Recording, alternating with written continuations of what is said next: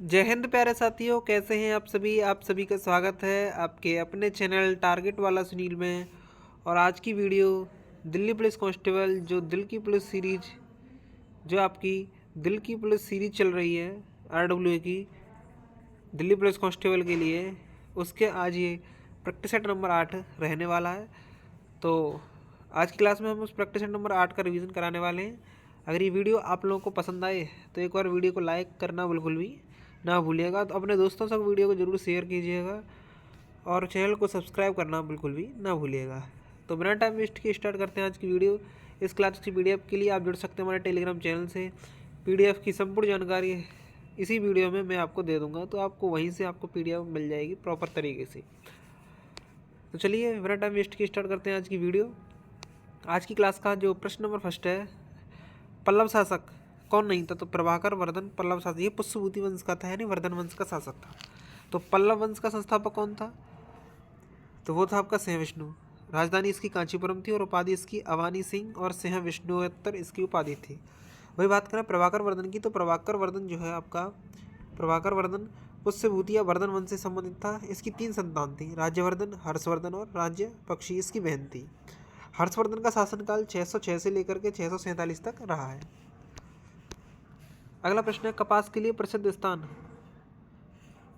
कपास के लिए प्रसिद्ध जो आपका स्थान था वो राजनीतिक केंद्र कौन सा था? तो वो था आपका चोलों का विजयलाल चोल। चालुक्यों के लिए पुलकेशन प्रथम ये आपका क्या था? शासक था। और चेरों के लिए उदयन चेरल और पांड्यों के लिए क्या था? ये आपको कमेंट बॉक्स में बताना है। इसके बाद जो अगला प्रश्न है वो है, किस चोल शासक ने अपने आक्रमणों में सबसे पहले श्रीलंका के उत्तरी भाग पर कब्जा किया था? तो वो था राजराज फर्स्ट। इस राजराज फर्स्ट का उत्तराधिकारी एवं पुत्र कौन था? तो प्रांतक था, जो कि सेकंड प्रांतक जो आपका सेकंड का पुत्र था। किसका पुत्र था? प्रांतक सेकंड का पुत्र था। इसमें क्या है, राजराज फर्स्ट क्या है? राजराज फर्स्ट जो उत्तराधिकारी एवं पुत्र था किसका? प्रांतक सेकंड का। अरिमोली वर्मन नाम से भी इसको जाना जाता है। उसके बाद में उपाधि क्या थी इसकी? तो ये उपाधि थी आपका शिववाद शेखर। श्रीलंका पर नियंत्रण किया उत्तरी भाग पर, और मुंडियो चोल मंडलम ये भाग यहाँ देखने को मिलता है। किस चोल राजा ने गंगा घाटी क्षेत्र पर आक्रमण किया? तो वह राजेंद्र फर्स्ट। शासन इसने 1014 से लेकर 1044 तक किया। 1023 ईस्वी में गंगा क्षेत्र पर नियंत्रण किया कावेरी डेल्टा के लिए। गंगा ही कोई चपलम ये गंगा क्षेत्र पड़ता है, कोई चोलपुरम। उपाधि क्या थी? तो गंगई गोंड राजेंद्र महान, ये उसकी उपाधि थी।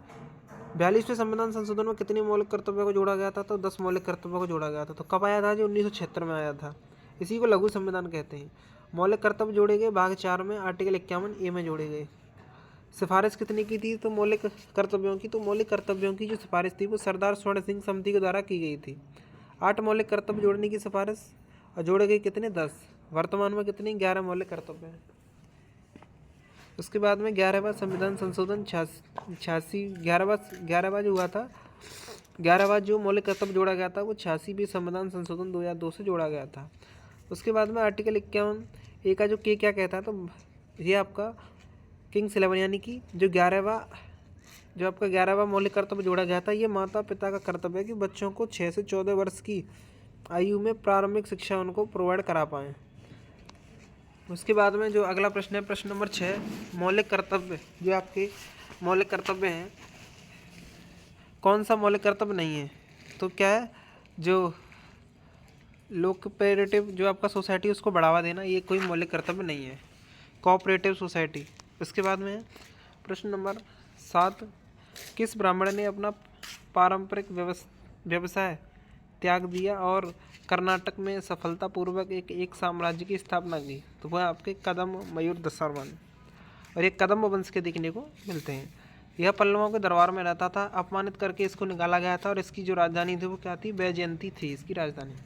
उसके बाद में प्रश्न नंबर 8 है कि किस समिति ने पाया कि मौलिक कर्तव्यों में जो कुछ निहित है वह अनिवार्य रूप से भारतीय जीवन शैली के अभिन्न कार्यों का संहिताकरण है? तो वह बर्मा समिति 1998 की है।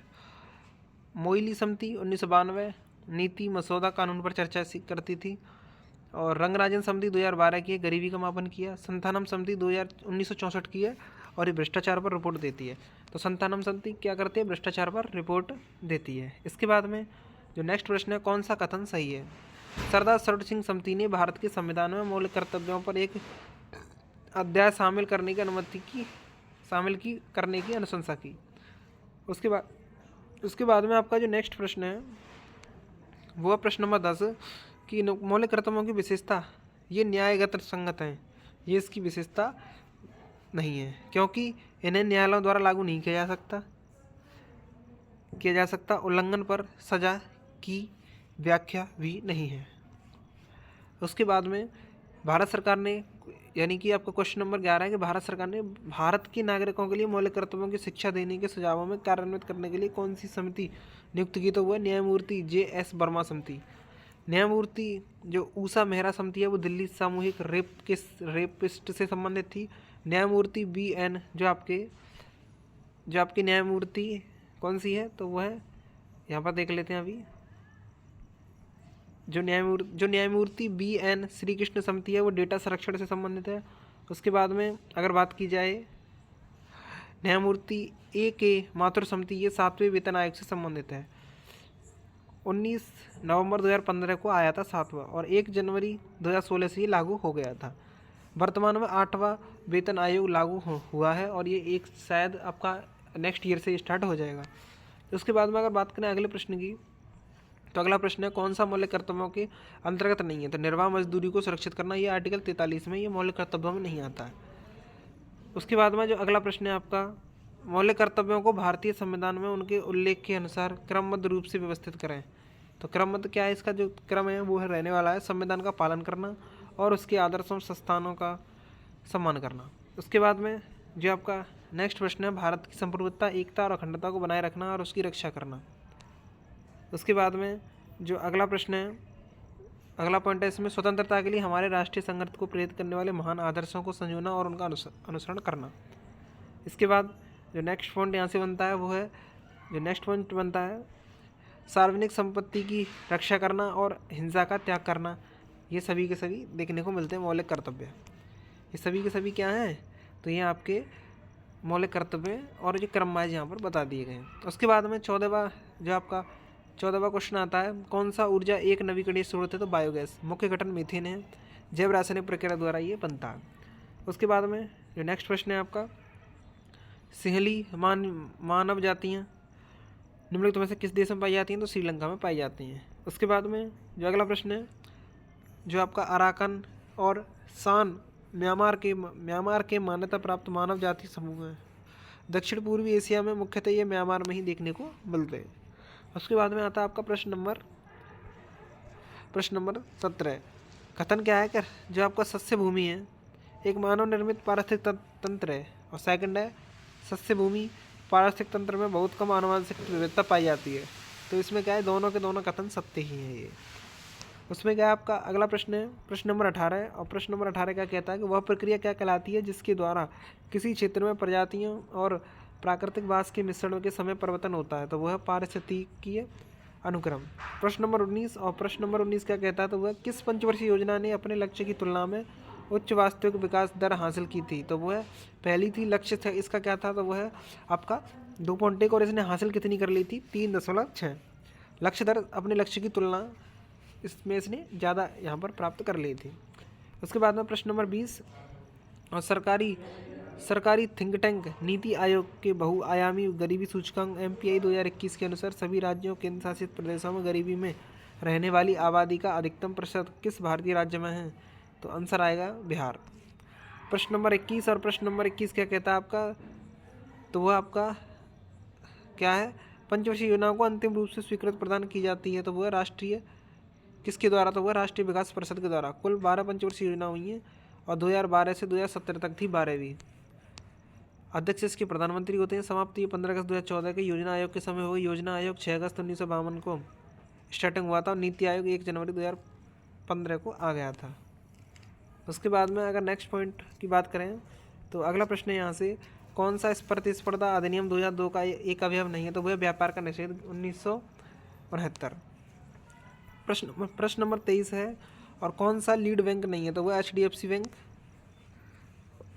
HDFC बैंक आपका 1994 में आया, कैनरा बैंक 1906 में, भारतीय बैंक, इंडियन बैंक यानी कि 1955 और इंडियन बैंक 1907। भारतीय बैंक अलग है आपका 1955 और भारतीय स्टेट बैंक ये 1955 में आई और इंडियन बैंक क्या है, इंडियन बैंक जो आपका 1907 में आती है। उसके बाद में प्रश्न नंबर 24 और प्रश्न नंबर 24 की बात करें तो उदारीकरण की प्रमुख विशेषता। तो सार्वजनिक क्षेत्र के उपक्रमों के इक्विटी शेयरों का हिस्सा जनता को बेचना ये इसकी विशेषता नहीं है। उसके बाद में प्रश्न नंबर 26 और जो प्रश्न नंबर 26 है, सबसे अधिक तरल संपत्ति मुद्रा को माना जाता है। उसके बाद में प्रश्न नंबर 26 और प्रश्न नंबर 26 को क्या कहेंगे, तो IMC की स्थापना यानी कि एकीकृत विनिर्माण क्लस्टर। तो ये कहाँ प्रस्ताव रखा गया है, किस शहर का प्रस्ताव रखा गया है, तो बिहार का है गया, बिहार का गया जो है आपका देखने को मिलता है। प्रश्न नंबर 27 है और प्रश्न नंबर 27 में राज्य सरकार ने वाहनों को EVS के लिए रोड टैक्स और पंजीकरण शुल्क पर 100% छूट देने की शुरुआत की, तो वो तेलंगाना ने 31 दिसंबर 2026 थे। उसके बाद में प्रश्न नंबर आपका जो 28 है, जो आपका C-बॉक्स पोर्टल किस मंत्रालय द्वारा विकसित किया गया, तो महिला एवं बाल विकास मंत्रालय। कार्यस्थल यौन शोषण को रोका जाए।